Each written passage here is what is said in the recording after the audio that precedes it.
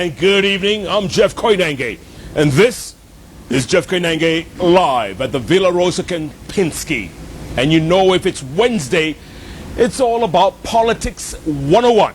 The latest stories making the headlines, and there's so much going on. On the bench today, two, I tell you folks, smart minds, if anything, smart minds. Gonna start at my far end, all the way from Emanuelia, literally from Emanuelia, wherever that is. He's come all the way here. He's a publisher, he's a political analyst, he's a journalist, and yes, he's a commentator. Barrack with the 2 R's, Muluka is in the house. The other half of the best political tag team on TV is out of town. In the middle, the man in the middle, he has declared he is running for the governorship of Mombasa. Who does that with Ali Hassan Joho in the seat? Well, only one man. He's right now the senator of Mombasa County, Hassan Omar Hassan, and he's on the show today to talk about the stories making news this week. Twitter handles at Barrack M, at Hassan Omar H, at Koinange Jeff. The hashtag, as always, Politics 101. Gentlemen, good to see you. Good to see you, sir. Thanks so much for coming. Thanks, sir. I heard you took a flight to Mombasa and came back today. Absolutely. You know, in fact, that's the beauty of He does that all the time. Absolutely. Oh, it's nothing new. Yeah. No. There are 13 options these days from Mombasa to Nairobi and Nairobi back. And that's what it's called about commercial, opening up cities towards trade and commerce. Yeah. One of the things is about communication. So when the SGR starts, you're going to be taking the train to Mombasa 3 hours? Depends on what is the most effective way up and down, because I think it's about using the least time in terms of travel. Yeah. And also what I anticipate about the SGR, it's not only it's going to make it easy for us to travel, it's probably going to shoot down the prices of air travel and other prices of communication. Indeed. And once you get the prices of communication drop, it facilitates business, it facilitates movement. There you go. And therefore, I think I'm looking forward, because if KQ, just on a normal flight, I charge you an arm and a leg. Yeah. I think what we need to do is to get KQ to have more competition, at least for domestic routing. It's filthy. It just doesn't make sense. Yeah. That you do a Nairobi Mombasa flight for about $200 to $300. Doesn't make sense. It doesn't make sense. Gentlemen, the big news making story this week, the biggest news, is the biggest news in like the last 20 years. Kenya Rugby Sevens winning a tournament in Singapore, first time ever in 140 tries. 47. Eh? 147 tries. Was it 140? All right. Just about there. Okay. But for the first time, they won this cup, and this country has been united like no other. Barrack, your thoughts about, I don't know if you're watching the game or not, but, you know, the victory. As you can see, I'm still feeling good and happy about it. Yeah. It means that we are great, we can be great, and many times we light our lamp and keep it under the bushel. We don't place it in the right place where it can shine. And I think that was a very welcome happening, especially on Saturday, when tensions were rather high in other quarters, and it was good to have had that very wonderful. Are any of the players from your county, any from your former high school? I think about all of them. You know, Donald Kip career. Yes, I saw that. When Kenya won the championship. Yes. And Donald Kip career thanked the Kalenjin nation for that IAAF championship. Right. And said every people must demonstrate what they deliver to the Kenyan people. So when the Kenya Rugby Sevens won the Singapore circuit, what they did, somebody posted in the social media and told Donald Kip Korea thanking the Luya nation. I saw that tweet. That's a guy called Ike Kenneth. Yeah, I think so. Yes. Thanking the Luya nation. Right. Yes. And their Luo shemages. And then tagged Donald Kip Korea. That's the Luya diaspora. But Senator, but why are we so tribal, even with a win like this, which is a Kenyan win, and we know this? I can tell you, some of these young people who play rugby. Yeah. Apart from the talent they have, their tribe matters very little to them.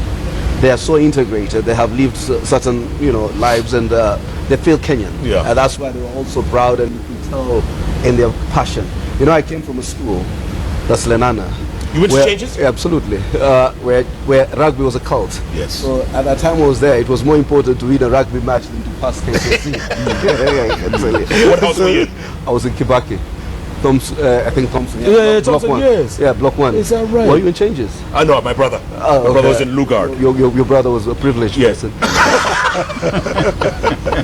But Barrack, this win, can it unite this country, or is it just one of these things where we celebrate for 2 or 3 days and then we forget, we move on to the next thing? You know, we love the things that divide us more than we celebrate the things that bring us together. Yeah. And so when a good thing happens, such as this one, it becomes a flash in the pan. We have that moment of togetherness. And when we recognize, of course, also that such things are few and far between. There are tragedies which also sometimes bring us together, and as quickly as we can tuck them away, we go back to business as usual. And business over the past quarter decade is about political wrangling, quarreling, and incubating ethnic animosity. You know, that's a good segue. Go on. You know, sports has an extraordinary role in promoting national cohesion Yes. and unity. But I think it's not been effectively capitalized upon. So, as you said, it's a moment of glory. In fact, I can be honest on this one. When it came to the print papers on Monday, Yes. I think only the nation got it right. Yeah. They gave Kenyans a break from the Yes. politicization. And it was They- just they a team splashed on it. the front page. Yes, and it was a moment of glory, as you put it. The rest all I decided think to tweak it. the Standard did the same. We did the same thing, right? Yes, I don't know where he No, goes. because the Standard had a political. You know, I have a lot of love. It's possible a he lot got of a love. different edition. I have a lot of love for the Standard. Yes. And I can tell you for a fact. Yes. You know, the edition I saw in the newsroom, because I go to KTN every morning on Monday Monday. morning, Yeah. And the one had a political headline and a small picture of our victims. Maybe it was the Western edition or the Coast edition before they could get a bigger picture and flash it over, because the victory also was fairly late. I think at about 3 o'clock. Okay, Senator, the last couple of days I've actually seen you on various TV screens, and the one thing that you've been saying consistently is the fact that we are so ethnically divided. Absolutely. Everyone compares everyone to where they're from, Absolutely. their ethnic makeup. Is that where we're heading as a nation? Is that? I think one of the most unfortunate things is that we use ethnicity as a basis for political mobilization or organization. And unfortunately, going into the next election, the formula will still be the same. It's almost a predetermined outcome where you will have our Kalenjin and Kikuyu brothers and sisters on one side, plus other coalition partners that will bring on board. And you'll have Western Nyanza, that's the Luya nation, the Luo nation, and the Kamba nation, plus other actors that they bring on board to constitute the other coalition.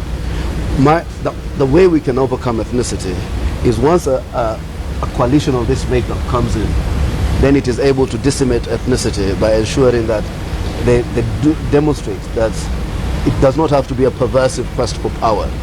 That yes, Raila or Kalonzo or anybody is president, but you have only one or two of your tribesmen in cabinet, and they also you appear to balance the nation as you go down, so that people then don't feel this ruthless competition for power. In fact, this was one of the ideas about counties, that even if you lose the national level, but you can still do something at the county level. But Barrack, let's face it, Senator Wetangula announced his bid for the presidency a few weeks ago. The co-principal, former Prime Minister, didn't show up. Didn't show up. Yes, he didn't show up, and maybe picking it up a little bit from where the senator has left it off. A lot of these things depend on why we form government. And in Africa, we don't form government so that we can serve. We form government so that we can eat.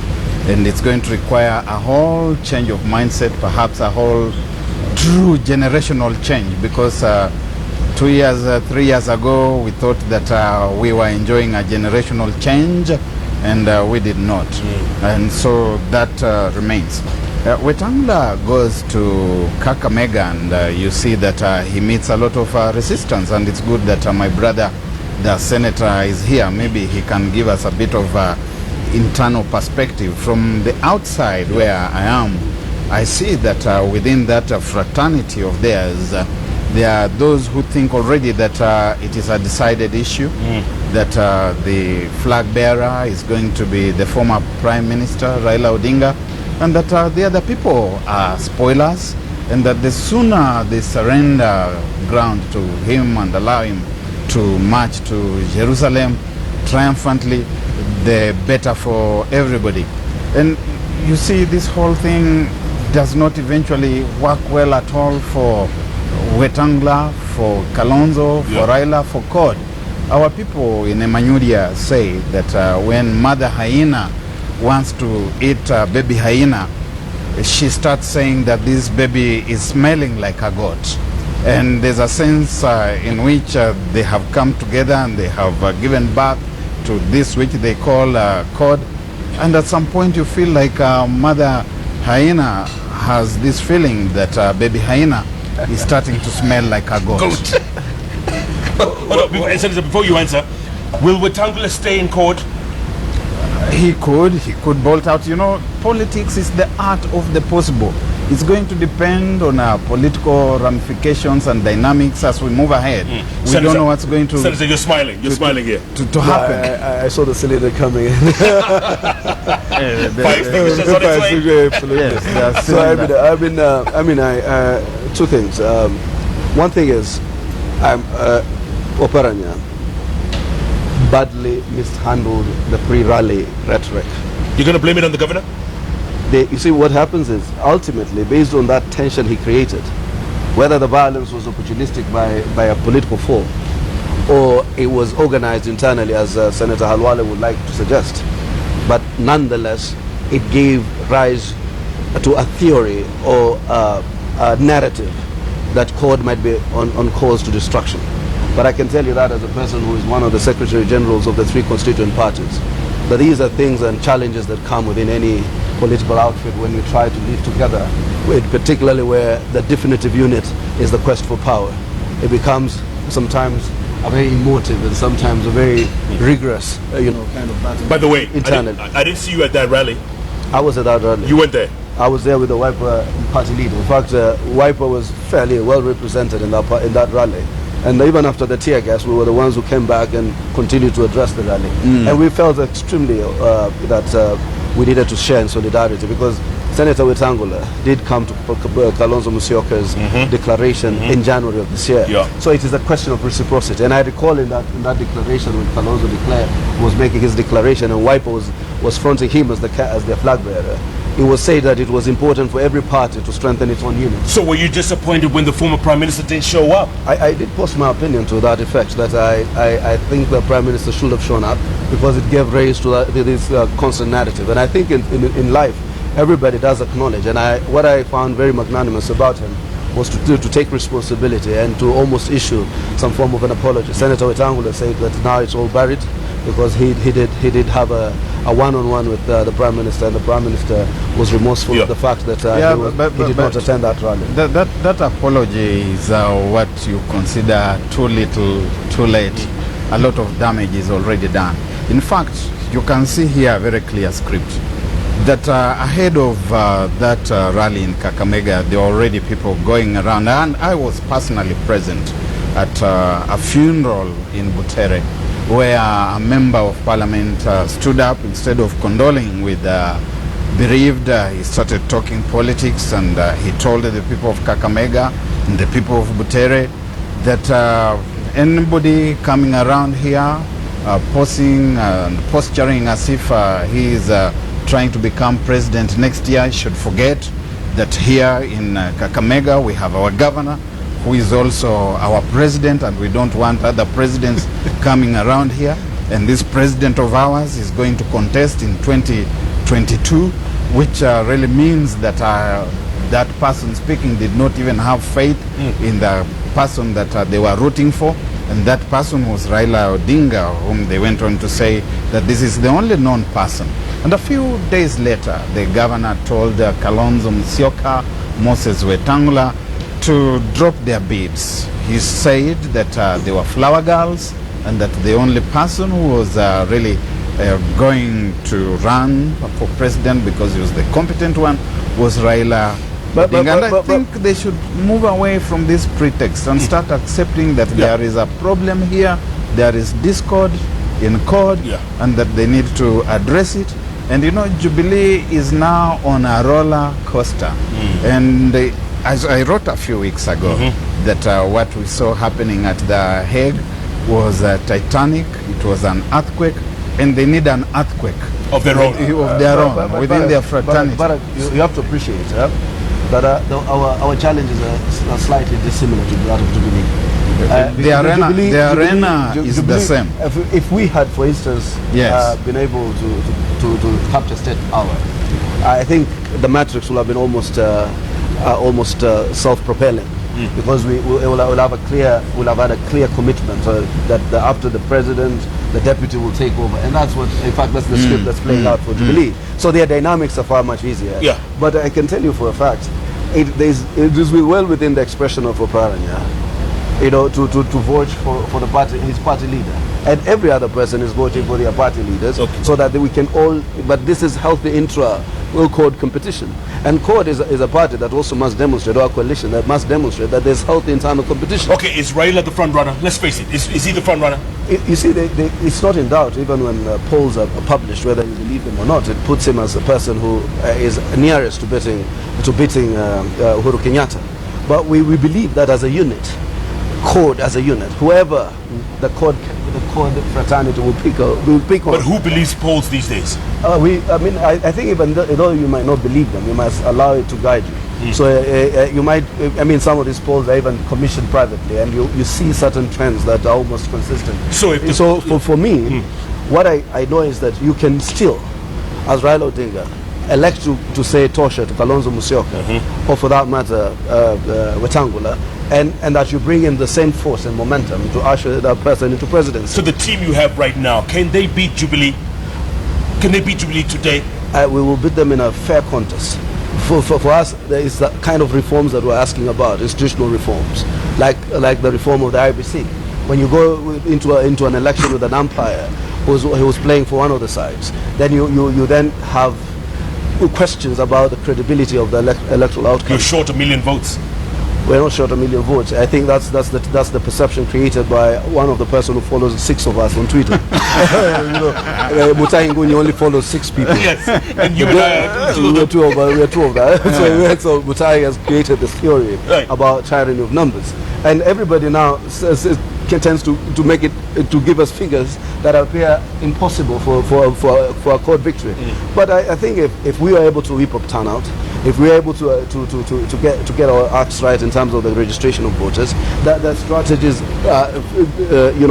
proportionately, or even to a preponderance favor us in terms of securing victory against. But let's face it, and Barrack, you might agree with me, voter registration was very low for you guys. It was very low. Voter registration was low, and I think we're upping our game in terms of ensuring that there's turnout we improve on that. But there's also one thing, even in code areas, if you look at the last election, we were doing 60 or 70% turnout. So first and foremost is also to get our voters out. So that in itself will almost equalize the game. But I also know that this nation, not you, but this nation, the Luya nation, will have a trump card in terms of swinging the president. Okay, let's take a break, come back, and let's talk about the Luya nation, because right now it's split right down the middle.